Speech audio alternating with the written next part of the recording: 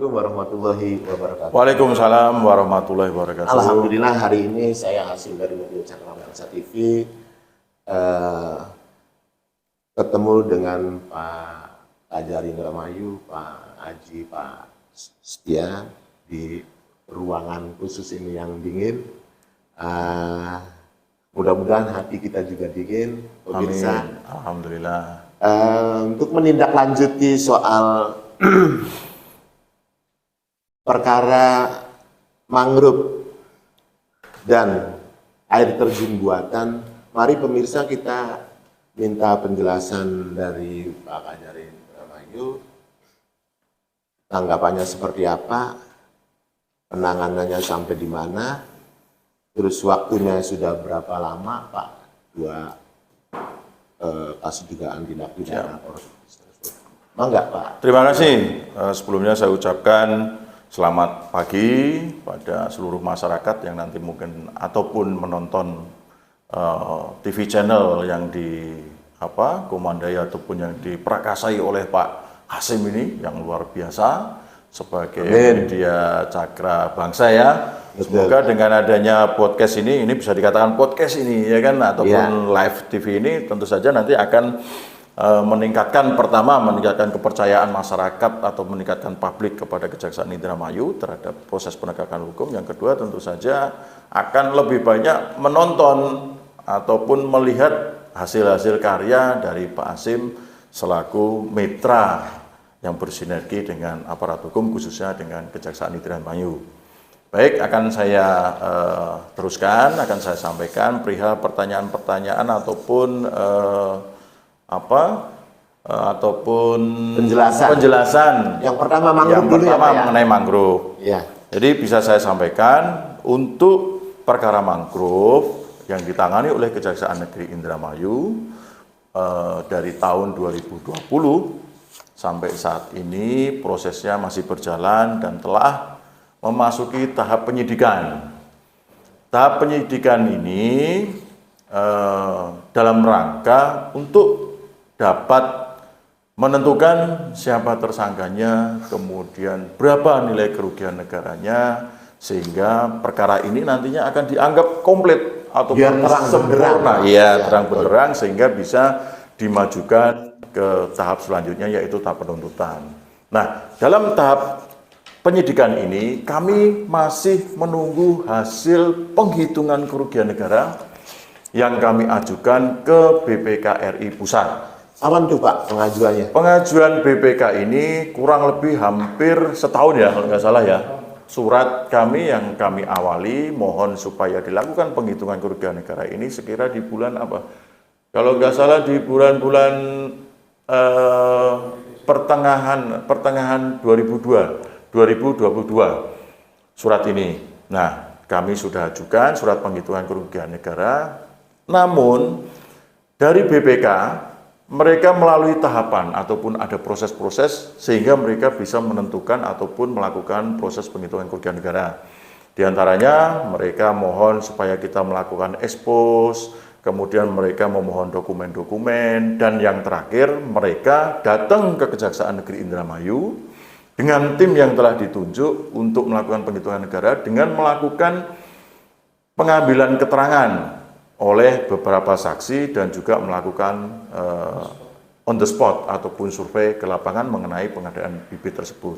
Nah, hingga saat ini kabar yang terakhir kalau tidak salah nanti di bulan Maret ini BPK RI akan melanjutkan proses penghitungan kerugian negara, yaitu masih dalam rangka juga mengambil keterangan dari beberapa saksi yang mereka butuhkan untuk melengkapi hasil penghitungan kerugian negara ataupun proses penghitungan kerugian negara tersebut. Ya. Oke Pak Ajari. Ya. Jadi artinya syarat lain sudah terpenuhi, hanya tinggal nunggu satu aja. Tinggal nunggu satu, karena gini Pak, dalam menentukan kerugian negara itu ada lembaga-lembaga yang memang diamanahkan oleh undang-undang yang berkompeten, diantaranya BPK, BPKP, Inspektorat, kemudian berdasarkan juga hasil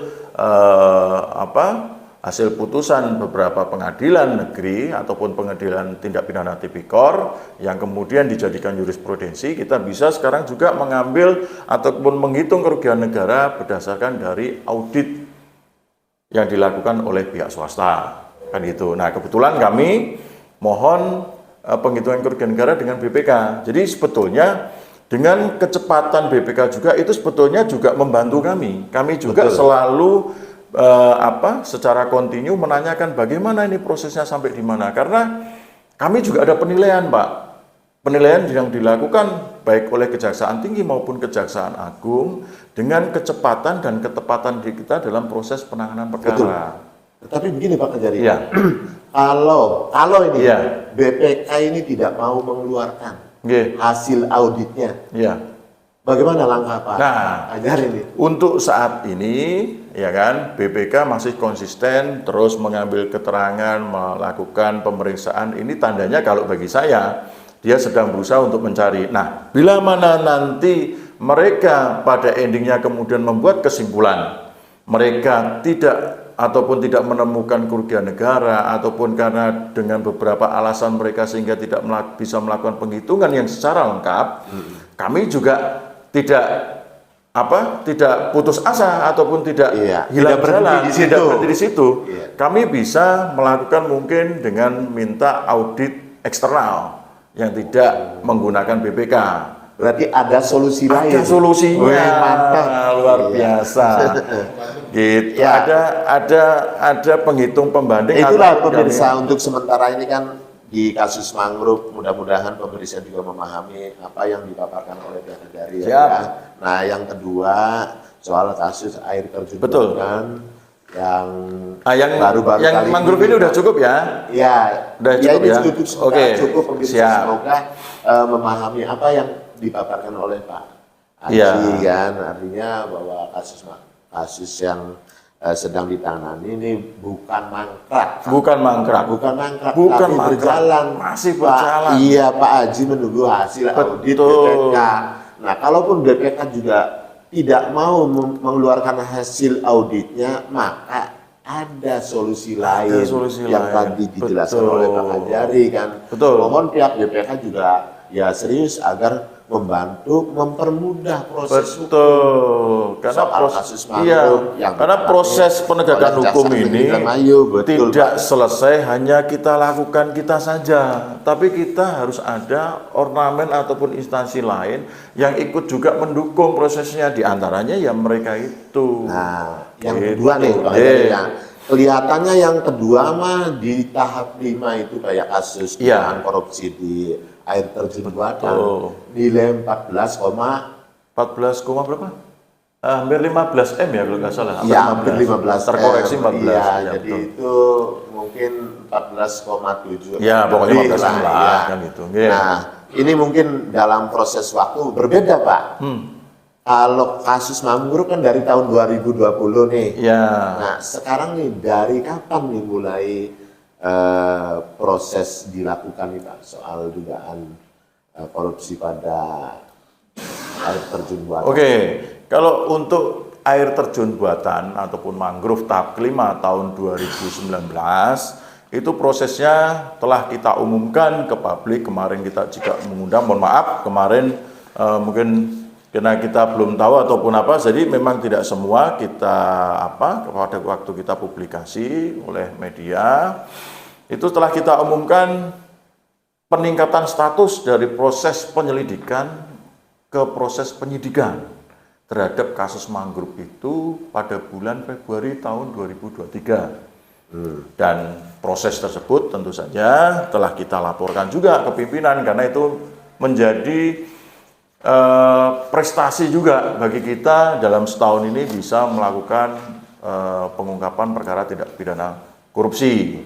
Nah, untuk perkara yang tahap 5 pembangunan air terjun saat ini kita sedang melakukan proses penyidikan. Sama dengan yang tadi awal saya sampaikan, kita mau mencari siapa yang harus bertanggung jawab dan berapa nilai kerugian negara yang nanti bisa kita ajukan sebagai kerugian negara yang harus dipenuhi ataupun yang nanti bisa dilanjutkan ke tindak ke proses penuntutan seperti itu. Sudah berapa Pak saksi yang sudah Kalau dipanggil saksi dalam- kurang lebih yang telah kita mintai keterangan dalam proses penyidikan khususnya air terjun ini ada sekitar 15. 15 saksi. Itu terkait saksi-saksi yang kita panggil tentu saja panitia lelang, kemudian saksi-saksi yang terkait dengan misalnya rekanan ataupun dari dinasnya tersendiri. Seperti biasalah, pasti yang kita undang ya yang terkait mengenai pembuatan ataupun mengenai pekerjaan tersebut. Nah, yang paling menonjol nih Pak, Ya, artinya secara kasat mata ya melihat bahwa proyek air terjun buatan itu dari 5 tahap kan, konon katanya dikerjakan oleh salah satu PT. ya. Itu satu ya Pak ya. Nah, yang kedua, dari tahap 1 sampai tahap 5 ini Pak, sebelumnya Pak Aji juga menangani kasus di tahap 5 ini, dari tahap 1, 2, dan 3 sampai ke 4, konon katanya benar Pak, sudah ditangani ke pihak lain misalnya, aparat penegak hukum yang lain misalnya kayak pihak Polda gitu kan, yang sekarang juga tenggelam, terus juga Pak Kajati di sana. Nah, itu gimana ceritanya Pak? Gini, pada proses penanganan perkara ini kan kita tidak semata-mata kemudian tadinya langsung ke tahap penyidikan. Tapi kan kita didahului dari proses pengumpulan data ataupun proses pool bucket, pool data, kemudian proses penyelidikan. Nah, ketika kita dari proses awal-awal tersebut, alhamdulillah seperti yang tadi Bapak sampaikan, rumor-rumor telah dilakukan prosesnya oleh pihak ini, pihak itu, pihak ini, itu tidak ada. Tidak ada yang masuk, tidak ada yang menyampaikan. Ataupun dari pihak-pihak yang kita mintai keterangan, itu tidak ada menyampaikan, Pak dulu pernah kami diproses dengan ini, Pak kami dulu pernah di ini, itu tidak ada sama sekali. Kalaupun ada, kita akan tanyakan oleh pihak mana, dan kita akan coba konfirmasi ataupun kita minta buktinya, entah mereka surat panggilan atau kalau misalnya sudah ditangani ada sprintnya atau apa. Nah, sampai detik kita naikkan proses ini menjadi proses penyidikan itu tidak ada. Gitu. Jadi, mohon maaf, misalnya ada rumor ini segala macam, saya tidak menganggap karena harus ada berdasarkan bukti. Gitu. Jadi yang kita tangkap saat ini semuanya masih clear, semuanya masih sesuai dengan on the track. Seperti itu, Pak. Oke, terakhir nih Pak Jari. Jadi ada masyarakat juga bertanya nih. Ya, boleh. Ya. Sekarang nih kasus apa saja sih yang lagi ditangani Pak Jari? Misalnya dengar-dengar itu kan ada kasus BPR Balongan, Iya. ya kan? Terus juga kasus bansos tahun 2019 ya 4 miliar lebih itu kan. Itu yang ditanyakan sama Direktur Pusat Kajian Strategis Pembangunan Daerah tuh Pak Oto itu. Tolong pasin tanyakan itu ke Pak Ajari soal kasus bansos. Nah, terus juga ada pihak lain juga dia memberikan masukan kepada saya, tolong tanyakan juga BPR. Nah, ini singkat saja Pak, karena ini kan terakhir Pak. Barangkali Pak Ajari sibuk. Iya kan ada ya urusan yang lain. Siap. Silakan Pak. Oke. Jadi untuk yang perkara yang sedang kita tangani, alhamdulillah nih Pak, dan ini menjadikan apresiasi buat kita. Alhamdulillah di awal tahun kita, di tahun 2023 ini, bulan Februari, kita telah menangani 2 penyidikan Pak. Apa saja sih Pak? Nah, satu yang masalah air terjun, ya, kemudian yang kedua masalah BPR, kan gitu. Nah, untuk yang tadi Bapak sampaikan tadi ada pertanyaan dari Direktur Kajian mewakili masyarakat mengenai bansos, itu saya tidak menangani Pak. Mohon maaf. Iya. Saya sudah setahun di sini. Biar jelas ya Pak. Saya tidak ada ya mengenai bansos itu tidak ada. Yang sudah yang kita tangani itu yang menyangkut masalah Mamin itu sekarang sudah dipersidangkan. Itu ada 4 tersangka itu Pak, 4 terdakwa. Sekarang lagi proses persidangan di tindak pidana tipikor. Yang 4 itu Mamin. Hasil proses penyidikan di tahun 2022. Kemudian perkara yang lain seperti apa yang kemarin sidang? Mamin. Bukan. Masker masker itu juga sudah putus. Kemudian ada 2 orang atau 3 orang yang melakukan upaya hukum ya. Berapa? Ada 1 orang yang melakukan upaya hukum. Kemudian BUMDes juga udah putus semua, udah ingkrah semua.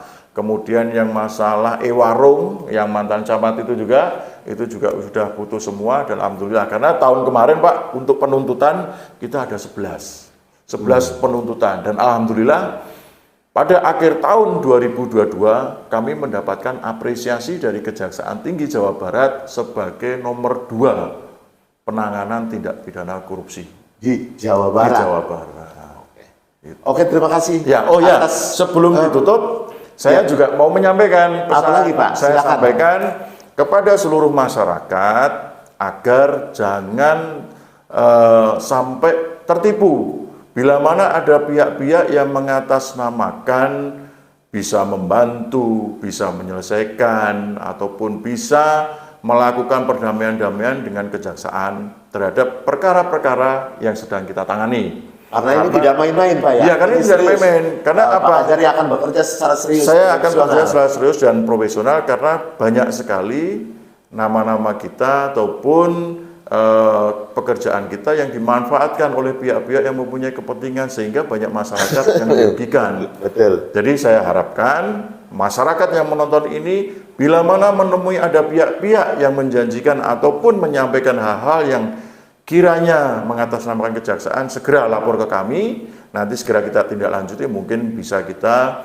tangkap secara bersama-sama karena itu merupakan bagian daripada perbuatan melawan hukum yang harus ditindak dan tentu saja merugikan dan meruntuhkan kredibilitas kami sebagai penegak hukum. Terima kasih atas waktunya yang diberikan kepada Pak Hasyim, memberikan kesempatan pada kami untuk bisa menyampaikan hal-hal penegakan hukum kepada masyarakat. Ya Pak, sebetulnya saya yang mengucapkan Wah, sudahlah sama-sama. Yang telah memberikan waktu kepada kita agar pemirsa juga tahu penjelasan dari Pak Ajari, semoga sehat dan sukses selalu. Amin. Menjalankan kewajiban. Amin. Terima kasih. Ya, sampai di sini pemirsa kita telah mendapatkan penjelasan dari pihak Kejaksaan Negeri Indramayu, tepatnya di hari Selasa. Tanggal 7 Maret 2023. Iya. Wassalamualaikum warahmatullahi wabarakatuh. Waalaikumsalam warahmatullahi wabarakatuh. Bagus, Pak.